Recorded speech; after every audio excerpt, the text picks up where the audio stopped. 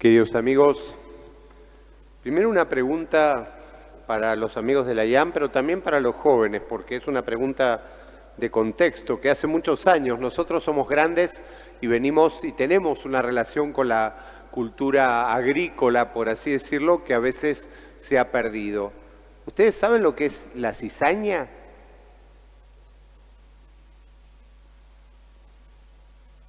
No.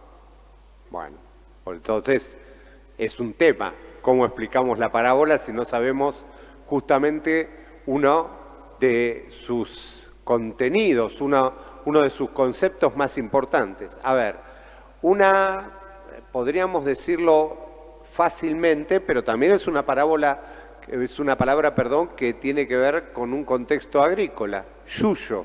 ¿Saben lo que es un yuyo? ¿Sí? ¿Saben lo que es un yuyo? No, tampoco. Los chicos, los más chiquitos, tampoco saben lo que es un yuyo. Es como decir, son plantitas que a veces crecen, que son plantas que tienen, de pronto hay plantas, no sé, como la ortiga, que tienen un montón de características medicinales, pero que en sí misma no es una planta que hay quienes cultivan la ortiga por sus características medicinales, pero cuando la ortiga sale en un cantero, que tiene unos flores, esto, el otro, si sigue creciendo, tienen un gran poder de crecimiento, tienen un gran poder de crecimiento. Y de pronto la otra planta, en este caso el trigo sí sabemos lo que es el trigo, es la semilla con la cual se hace el pan. Entonces, eso a veces cuesta más que crezca, pero acá es como que se nos invita a pensar que hay un terreno donde hay de las dos clases de semilla. Una de las primeras problemas que hay, que por eso el dueño de campo le dice a los cultivadores que no la tienen que sacar cuando están apenas creciendo, es que son muy parecidas. Esa cizaña y la plantita de trigo, porque todas las plantitas en realidad, cuando uno hace una germinación, por más que haga una germinación de poroto, o una germinación de garbanzo, o una germinación de otra, la germinación cuando empieza es más o menos todo parecido. Uno no puede, solamente los que saben mucho pueden decir, no, mirá, por esta característica o por esto otro, esto va a ser una plantita de tal cosa. Entonces, estamos ahí viendo qué difícil es discernir qué es una cosa y qué es otra. Los antiguos, que tenían historias para muchísimas cosas, y esas historias ayudaban, por ejemplo, todos recordamos la historia del caballo de Troya. ¿Recuerdan la historia del caballo de Troya? Bueno, ¿qué pasaba con el caballo de Troya? Que todos pensaban, los troyanos, los que vivían en Troya, pensaban que eso era un regalo. Pensaban que eso era un gran regalo. Y por eso lo aceptaron. Es más, hay una persona dentro de la historia que se llama Laoconte, que los advierte, él era troyano, advierte y dice, miren que esto puede llegar a ser otra cosa, puede llegar a ser una sorpresa. Bueno, lo sacan a Laoconte del medio, a él y a sus hijos, y meten el caballo adentro de la ciudad y todos sabemos lo que pasó con eso, ¿no? Ellos justamente... y a veces eso nos pasa con muchas cosas en la vida. Creemos que esto es lo mejor, lo más bueno, que esto es bárbaro y de pronto termina siendo otra cosa. Y justamente por eso esta historia del trigo y de la cizaña que Jesús nos cuenta, junto con otras historias también, también nos quiere hablar de cómo tanto adentro de nuestro corazón como adentro de nuestra vida y adentro de la familia y adentro de la comunidad, habitan esas dos cosas, ¿no? Es como que habita lo bueno y habita lo no tan bueno. Es como, aludiendo a otra imagen infantil, ¿vieron los dibujitos animados? No sé si todavía hay esos dibujitos. Esos donde hay un angelito y un diablito que hablan en la cabeza al oído. ¿Existe eso todavía? Más o menos. Bueno, me voy a tener que actualizar en narrativas. Pero es como que... Pero eso siempre va a existir.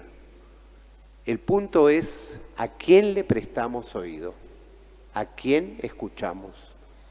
Y ahí está la enseñanza más grande de la parábola, que es lo que en la vida espiritual se llama, podríamos decir, saber elegir, pero espiritualmente se llama discernimiento, que es elegir de esas dos voces que hay a veces en nuestra cabeza.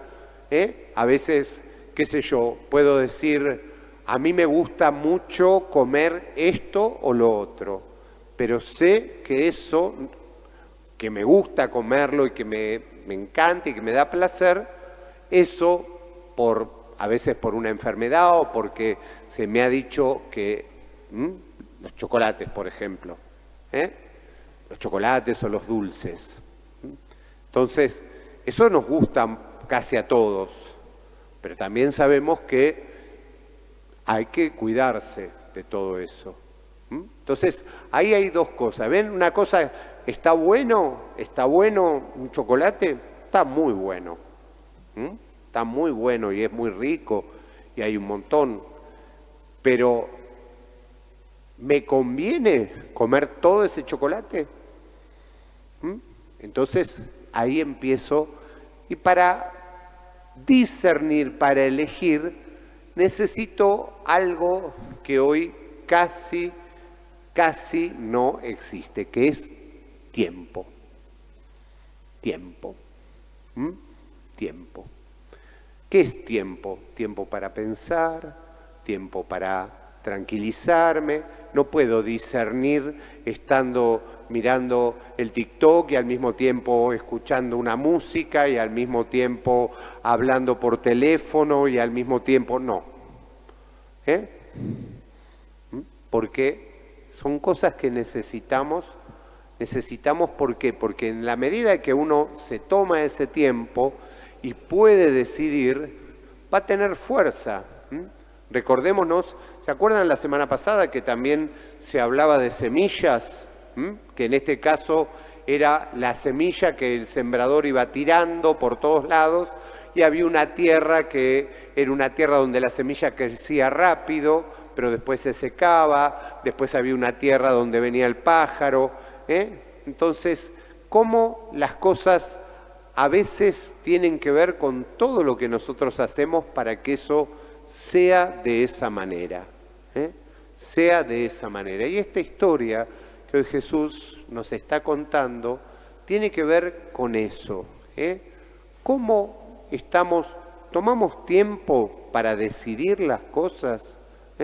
Por ejemplo, tengo que hacer una tarea. Entonces hago una cosa, hago otra, todo, y la tarea está ahí esperando y sigo haciendo. No solo les pasa a ustedes, nos pasa a los más grandes, nos pasa en la facultad, pasa en todos lados, ¿no? Si uno siempre tiene algo más importante y que va y que viene y que esto y que el otro, y después cuando se junta todo, sonamos. No sabemos qué hacer, estamos como perplejos. Entonces, eso es también lo que hoy Jesús nos invita, cómo la vida van creciendo las cosas sin darnos cuenta. Porque, si ustedes vieron, este evangelio que leímos hoy es el evangelio de Mateo.